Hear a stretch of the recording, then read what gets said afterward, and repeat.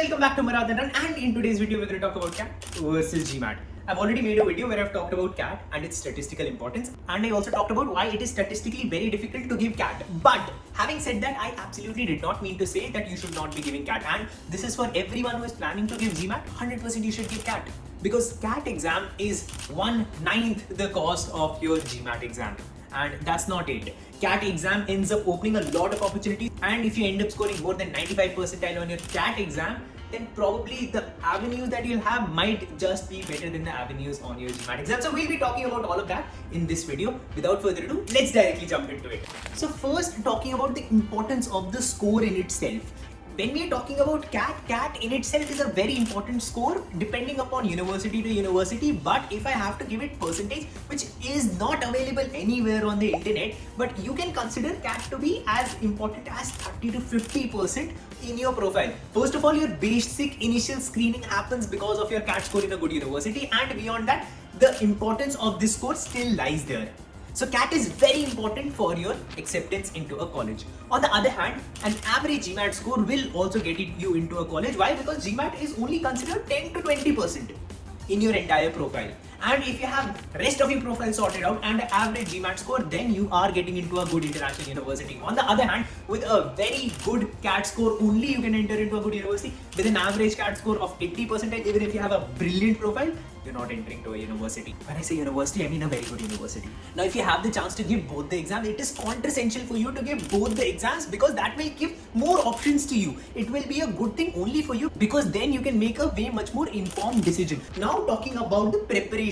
When I talk about the difficultiness, CAT is way much more difficult when it comes to the quantitative aspect of it. GMAT is way much more difficult when it comes to the verbal aspect of it. So if you are planning to go ahead with CAT versus GMAT, then I would recommend you to go ahead with CAT level quants, because if you are able to cover CAT level quants, then GMAT level quants is very easy for you. And if you're scared of GMAT level quants, then GRE level quants is considered slightly much more easier than the GMAT level quants. So it is your choice, but since CAT is considered the highest in terms of difficultiness here, then I would prepare for CAT quants. GMAT and GRE quants would follow suit. In terms of the verbal ability, GMAT is usually considered to be much more difficult than CAT. But these are two different exams. In CAT, the emphasis is on jumbled paragraphs, summary writing, along with reading comprehension.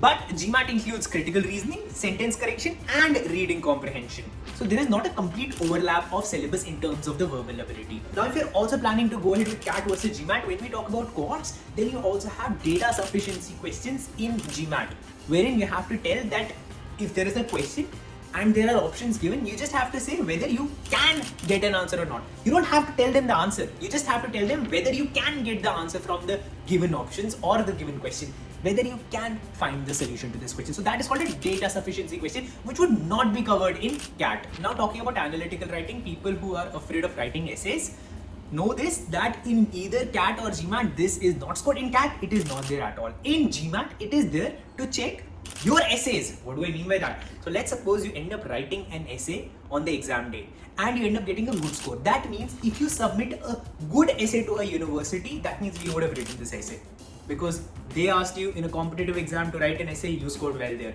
So it is highly likely that you would have written any essay that you sent to the university, because when we are sending our scores to international universities, GMAT is just 10 to 20% important. What is the most important thing? Your entire essay, which is 30% important. So this 30% important gets its validity from your GMAT score. If you have a good analytical writing section, that means yes, you have written this essay on your own. If that is bad, then you have not written the essay on your own. But this score is not included in your GMAT score that comes out of 800. Now, one important thing is when to give CAT, when to give GMAT. CAT you can only give once a year, so that day is fixed. But GMAT you can give as many times as you can. But it also has a duration. What do I mean by that duration? So if you're applying to US universities, you should know the earlier you apply, the better it is for you.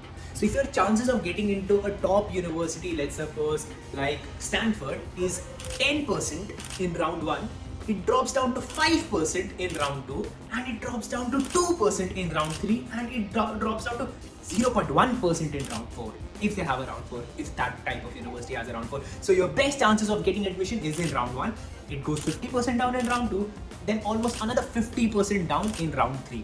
So if you plan to study abroad, then you have to apply in round 1. And when are these deadlines for round 1? And round 1 deadlines usually are somewhere around the month of September and October. So you should be giving GMAT exam around the end of August. That is the perfect ideal time to give GMAT. If you don't give it in end of August, then first week of September. If you don't give it in first week of September, then in September. If you're not even able to give it in September, then max in October. Because if you're going to round 2, you've already reduced a 50% chance of getting into a good university. But still, we will try in round 2. So if you are still planning to go ahead with round 2, you have time till January to give your GMAT exam. And beyond that, just don't give it because it won't make much sense. Then you're giving this exam for the next year.